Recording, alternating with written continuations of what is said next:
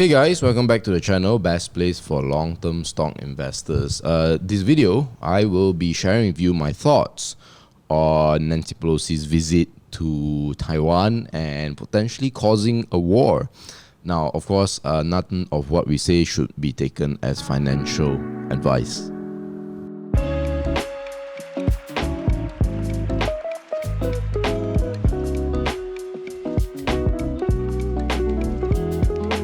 Okay, guys, I know some of you are interested in building a six-figure portfolio of stocks and you haven't done it yet. Now, if that's something that you really want, you need to check out our free ebook, which you can find it in the comments or the description. Okay, before I begin, I know some of you are still living under a rock, so I have to update you guys what's actually happening with Taiwan and all that. Just kidding, obviously you're not living under a rock. But anyway, here's a summary. Nancy Pelosi, who is the Speaker of the House in America, the USA, very high-ranking position. I would say the top 10 most powerful politicians in the US. Some say top 5. She is very important in Congress, representing one half.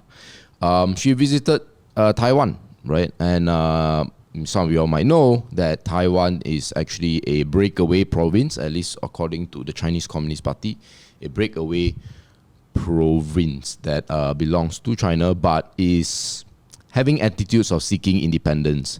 And so when a powerful country like the US sends one of its most powerful members to visit Taiwan, that is almost like a slap in the face, right, to China. So all of this, China got really angry, right? And they started to fire back at Nancy Pelosi and the US especially, and Taiwan as well, of course. And in response, they started firing missiles. They do these things called live fire drills. I think there were in total 5, my last count. And what they do is they try to, as the name suggests, send missiles or that obviously don't hit Taiwan, but that goes close. I think they also send planes to violate quote unquote Taiwanese airspace. Obviously to China it's their airspace, but yeah, that's the whole situation right now. And President Xi has essentially said, America doing this is like playing with fire, and those who play with fire will perish by it. So this is very strong language, right? This is very, very strong language. Now, obviously, this is not the first time that Taiwan has experienced this, or that China has threatened, violence, you can say, towards Taiwan. 2000, they already threatened to attack Taiwan. 2004, they signed in the anti-secession law, which essentially allows them to use non-peaceful means to regain Taiwan. And in 2018, Beijing threatened international companies, and that did not call or put Taiwan as part of China. So if you guys watch like the Olympics and sports events, typically Taiwan wouldn't be called Taiwan, they'll be called something like Chinese Taipei. Now, the big question, I guess, on everybody's mind would be, will China actually invade? What is the likelihood of them doing it? Now, the thing with this sort of activities, some people like to call this geopolitics, it's always uncertain, right? Just because you think that it has never happened in the past doesn't mean it won't happen in the future. But nevertheless, we can look into history, we can look into facts and data to see what is the likelihood of an invasion happening. So the first thing to consider is that Taiwan is actually quite crucial to China, vice versa, right? The top 10 trading partners for Taiwan would be mainland China, so nearly a third of exports. And you can see the main import partners are also mainland China, Hong Kong, right, which is essentially the same country. Now, of course, people on the Chinese side might say that, China is not that linked or that reliant on Taiwan, and that's obviously true. Taiwan is very tiny compared to China, and certainly the reverse is even more true, which is that Taiwan is more reliant on China. So this is more to signify, and what a lot of people say is that, because Taiwan is so linked to China, they will be less, let's call it antagonistic towards China. They will be less accepting of things like, Nancy Pelosi visiting their country. But of course, we see it in practice, it's a little bit more complicated. So ideally, right, there's the famous book that came out of China called the Sun Tzu's Art of War, the best kind of war. I'm paraphrasing, of course, but the best kinds of war are the ones where you don't have to fight and still win it. And what China would definitely like to do is for people in Taiwan to want to naturally reintegrate into Chinese society or China as a whole, so they do not have to send troops.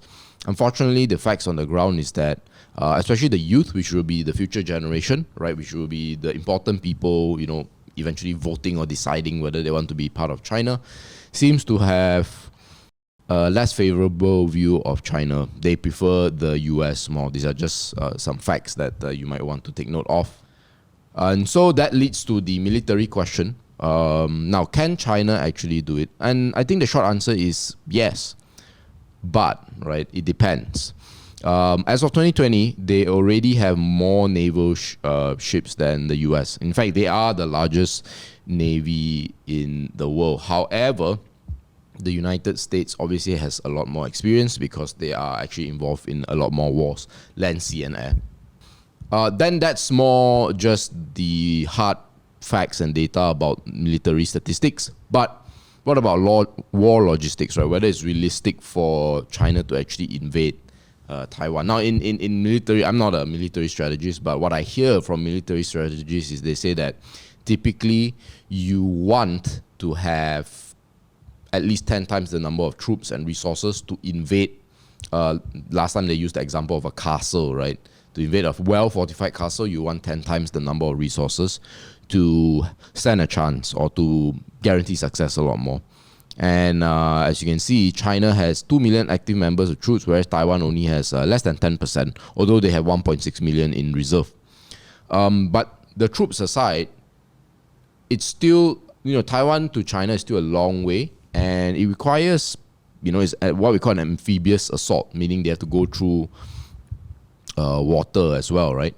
And that will actually give Taiwan a lot of time, right? They can literally see the army coming over. And so that gives them time for preparation. And not only that, 2/3 of Taiwan's terrain is mountainous. Now, if you know anything about military history, you know that mountains are some of the hardest terrains to fight for, especially when you are the aggressor or you are the one invading. In this case, in this hypothetical example, that would be China. In fact, those who understand Chinese history knows that the first dynasty, which is the Qin dynasty, started their base, their military and political base in the west of China, that Sichuan, Xi'an area, where it is very mountainous, and that's why it's very hard to invade them. Whereas when they invaded other provinces, these were a lot, less mountainous, and that made it a lot easier. So in terms of logistics, I think that's already a challenge. Then the other thing to consider, obviously, is also US involvement. The US has many, many bases. So you can see here, these are some of their military bases. A is for Army, AF is for Air Force, N is for Navy, M is for Marine. So you can see in the islands of Okinawa here, in the East China Sea, they already have a base there, and they frequently patrol the waters there with their aircraft carriers, which is something that I think China has already, but they certainly don't have the same amount and the same quality as of right now. So, for China to get involved, that will be something to consider, right? However, the other aspect would be that, with Ukraine being invaded by Russia, certainly that and that US and NATO did not get involved, that is a signal that maybe the US does not want to get so much involved in the world.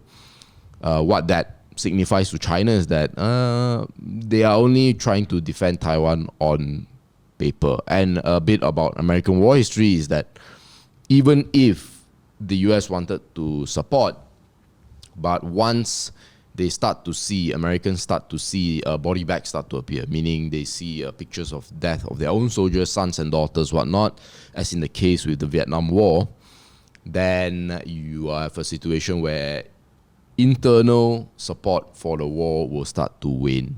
So these are some of the considerations you have to take into whether or not it's likely that China will invade. Okay, guys, enjoying the video so far? If the answer is yes, give it a like, give this video a like. And even if the answer is no, let us know in the comments. We're always interested to know how we can improve our videos. And last but not least, click on the subscribe button, especially that bell, so that you can notify yourself whenever our new videos come out. Now, another aspect of China, and certainly we'll go into more depth into this topic in future videos, but the issue that a lot of investors, or at least a lot of people looking at this situation, is not considering would be some of the internal issues that China might be facing. A lot of what we have discussed, Taiwan, America, these are external issues that China would be facing if they were to decide to engage in military activities. However, I would say internally, they may have bigger problems, and that would make it unattractive for them to engage in this sort of activities. The first is that it might come as a surprise to you that China actually spends roughly the same or even slightly more on internal security than external security. So instead of listening to words or speeches, sometimes actions, or in fact most times actions, speak louder.